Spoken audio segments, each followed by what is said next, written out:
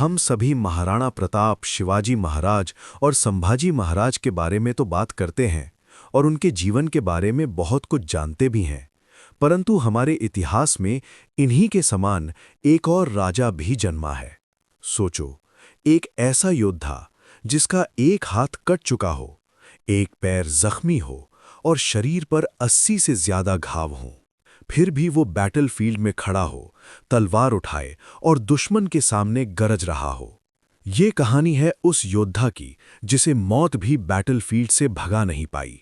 ये कहानी है मेवाड़ के शेर राणा सांगा की। हर हर महादेव दोस्तों, मैं आपका स्वागत करता हूं आज के एक न्यू वीडियो में। वीडियो बहुत ही इंटरेस्टिंग होने वाली है, लास्ट तक बने रहना। आइए शुरू करते हैं। 15वीं सदी का भारत, राजनीति, साजिश और युद्धों का युग। मेवाड़ एक ऐसा राज्य जहां वीरता खून में बसती थी। इसी धरती पर जन्म हुआ संग्राम सिंह का, जिसे दुनिया बाद में राणा सांगा के नाम से जानने वाली थी। बचपन से ही युद्ध कला में निपुण, परिवार के अंदर ही संघर्ष, भाइयों के साथ टकराव, राजगद्दी के लिए खूनी जंग। ये वही समय था जब सांगा ने सीखा, जीतने के लिए सिर्फ तलवार नहीं, हौसला भी चाहिए। राणा सांगा ने धीरे धीरे राजपूताना को एकजुट करना शुरू किया। अलग अलग राजपूत राज्यों को अपने साथ जोड़ा।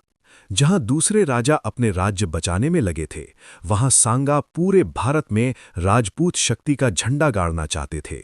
मालवा और गुजरात के खिलाफ विजय, एक स्ट्रॉन्ग वॉरियर लीडर की इमेज।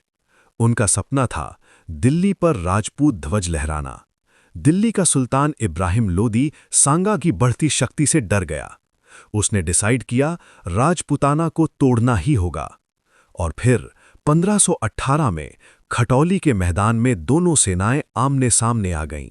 एक तरफ लोधी की भारी सेना, दूसरी तरफ राजपूत वीर जुनून और शौर्य के साथ।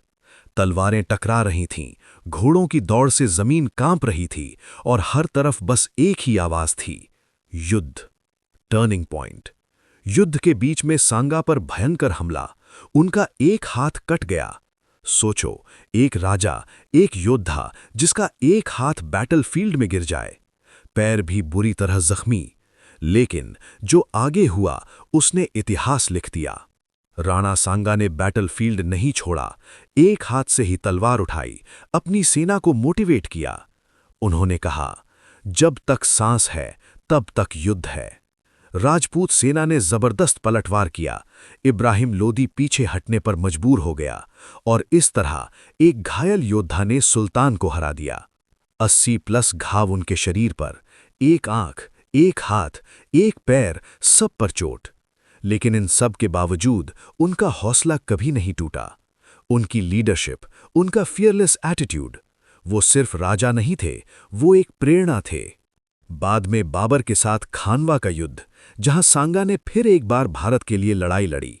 ये योद्धा हार कर भी जीत गया, क्योंकि उसने कभी हार मानी ही नहीं। आज भी जब वीरता की बात होती है तो राणा सांगा का नाम सबसे ऊपर आता है। उन्होंने हमें सिखाया, शरीर टूट सकता है लेकिन हौसला नहीं। योद्धा वो नहीं जो कभी गिरता नहीं, योद्धा वो है जो गिरकर भी लड़ता है।